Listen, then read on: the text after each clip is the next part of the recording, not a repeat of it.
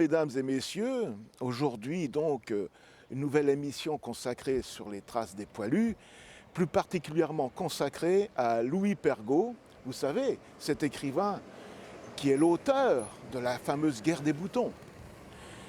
Nous sommes aujourd'hui à Fresnes-en-Wavre, où nous commencerons son périple de soldat combattant.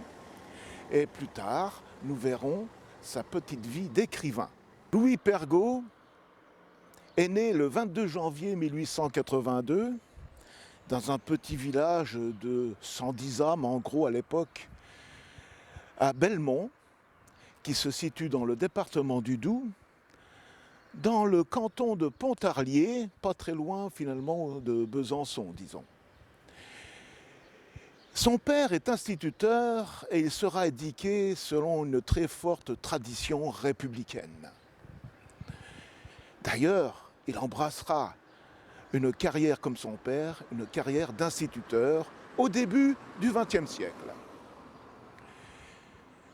Mais ce n'est pas de ça qu'il s'agit. Il s'agit maintenant de décrire ce fameux soldat combattant.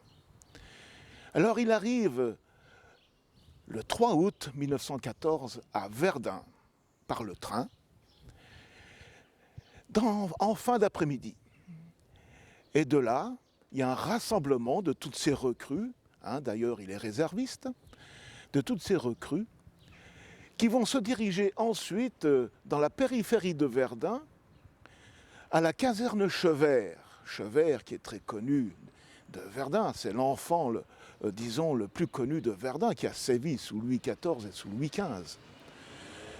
Et cette caserne Chevert, en son temps, il n'y a pas si longtemps que ça finalement, a été un peu le théâtre du fameux tournage de ce film que vous connaissez pratiquement tous, La vie et rien d'autre, tourné par Philippe Noiret et Sabine Azéma. Ce n'est pas de ça qu'il s'agit. Revenons à Louis Pergaud. Donc, il arrive à la caserne Chevert en soirée, où il est incorporé au 166e régiment d'infanterie de Forteresse,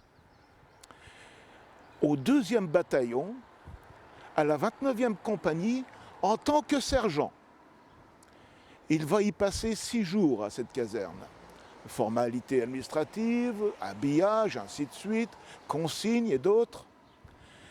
Et puis de là, il sera donc amené à suivre le peloton d'officiers, donc formé comme élève officier, à la caserne de Jardin-Fontaine, qui se trouve à Thierville-sur-Meuse, périphérie immédiate de Verdun, où il passera en gros 55 jours. Alors une fois qu'il a terminé son séjour à la caserne de Jardin-Fontaine et qu'il a obtenu brillamment, avec succès d'ailleurs, l'examen pour devenir sous-lieutenant un peu plus tard, il va connaître maintenant, disons, vraiment le front, ce qui se passe comme combattant. Alors après son court séjour d'une quinzaine de jours au camp du Tillat, après avoir contracté donc cette épidémie de fièvre typhoïde, donc la mise en quarantaine, il arrive ici au pied des côtes de Meuse que vous apercevez là. Elles sont jolies, n'est-ce pas, avec ces couleurs automnales actuellement. Et c'est là qu'il va connaître et il va revivre un peu pendant 3 jours sur la fameuse tranchée des Calonnes qui se trouve derrière cette zone boisée, son roman « La guerre des boutons ». Voilà, nous sommes maintenant dans la zone de la tranchée de la Calonne, dans cette fameuse zone boisée, où il arrivera le 1er octobre 1914 avec sa 29e compagnie.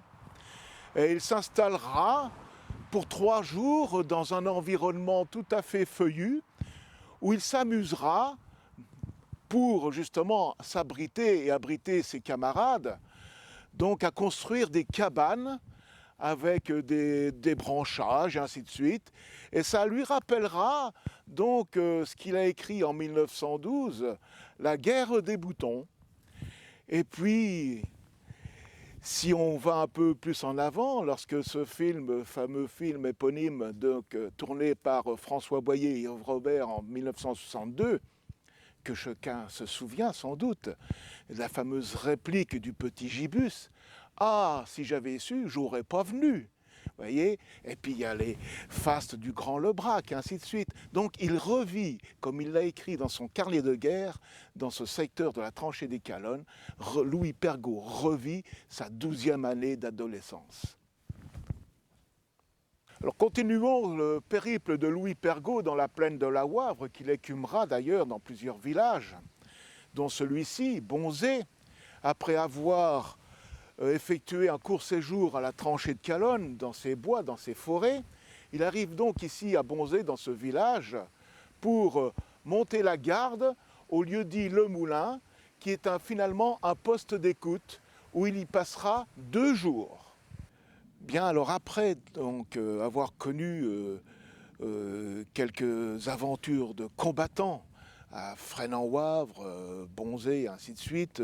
Il arrive au mois de décembre dans le secteur ici du village de Ronvaux où il passera en gros 19 jours. Et c'est là qu'il va connaître, malgré lui, quelques ennuis avec la discipline en vigueur dans les armées. Tout ça pour un vol de poules effectué dans le village, non même pas par ses hommes, mais il fallait un bouc émissaire. Et le capitaine de la compagnie s'est dit, puisque c'est le sergent le plus ancien, c'est lui qui va, disons, écoper de 15 jours d'arrêt. Il va être puni pour avoir commis un vol auquel il n'a jamais participé et auquel aucun de ses hommes non plus n'a participé.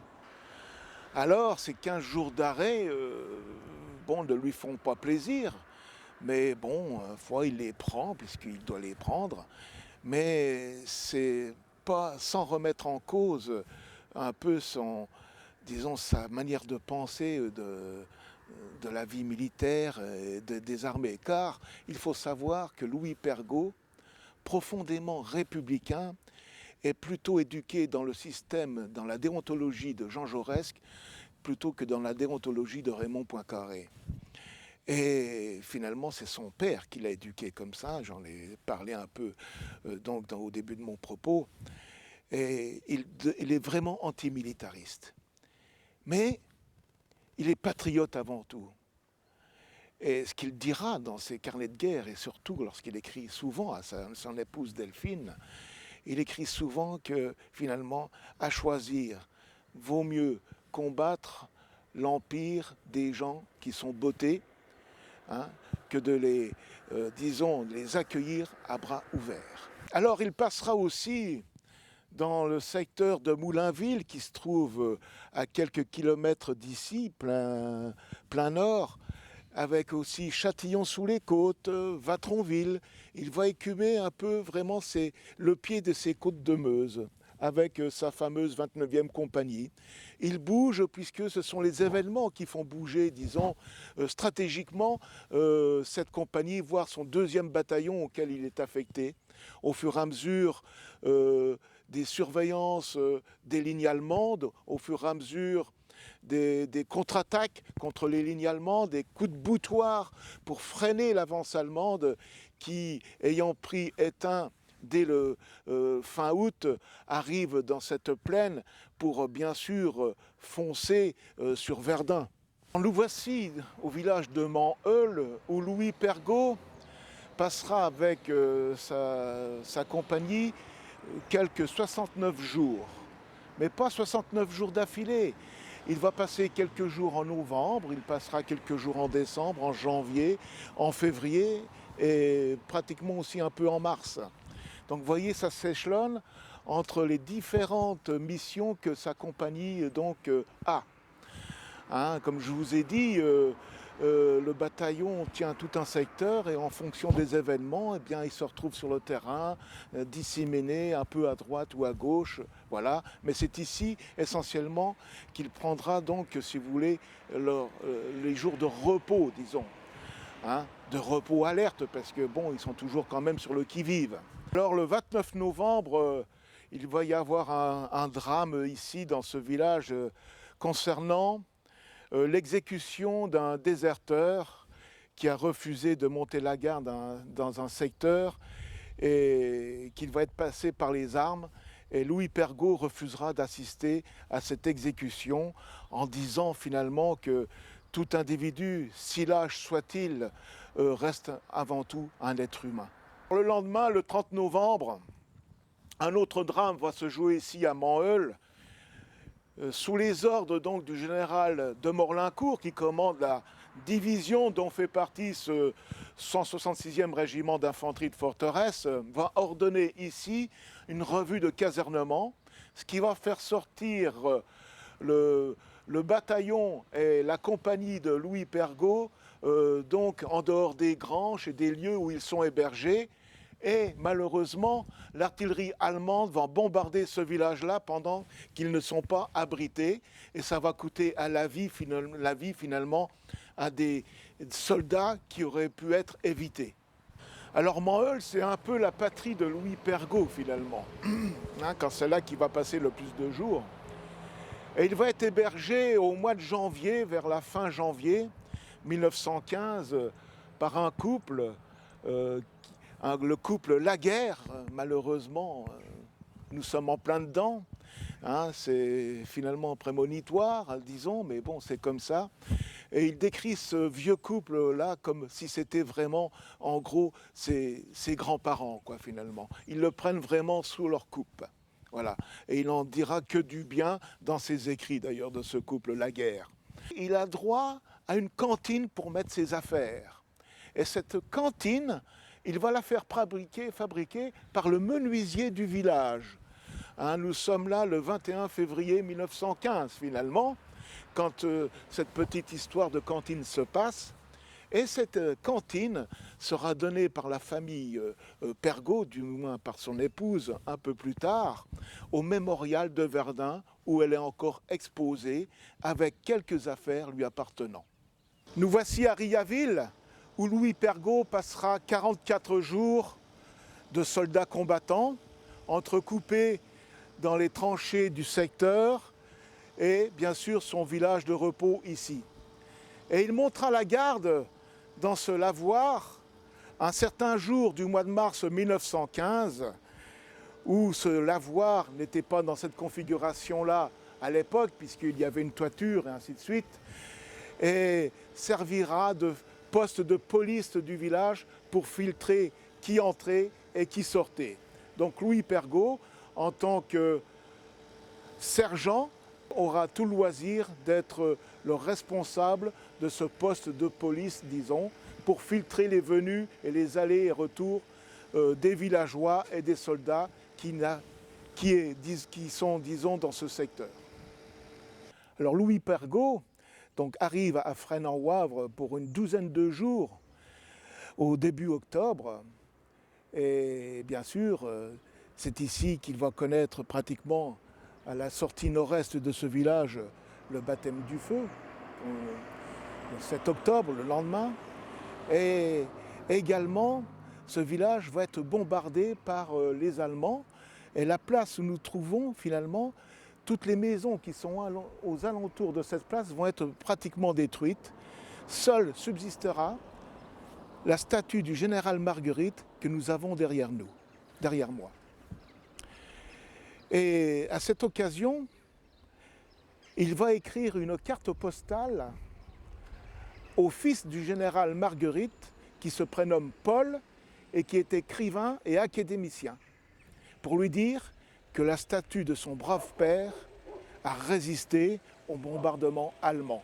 Au début avril 1915, le 2e bataillon dont il fait partie, avec sa 29e compagnie, se trouve à Haut-Durmont, à quelques kilomètres d'ici. Et c'est là qu'ils vont recevoir l'ordre de venir ici le 7 avril, donc prendre les ordres pour attaquer Marchéville-en-Wavre. Et notamment Louis Pergaud, le sous-lieutenant Louis Pergaud, lui, aura comme mission d'attaquer la fameuse butte 233. Alors à Haut-Durmont, le 5 avril, il va se faire prendre une dernière fois en photo avec ses sous-officiers. Vous verrez, il y a une photo qui existe, il est au centre de ses sous-officiers. Ce sera sa dernière photo. Et puis, le 6 avril, il va écrire une dernière fois sur son carnet de guerre. Et en arrivant ici le 7 avril, Il écrira une dernière fois à son épouse Delphine, 7 avril 1915, car, comme je le rappelle, il est déclaré porté disparu dans la nuit du 7 avril au 8 avril 1915, dont le corps ne sera jamais retrouvé.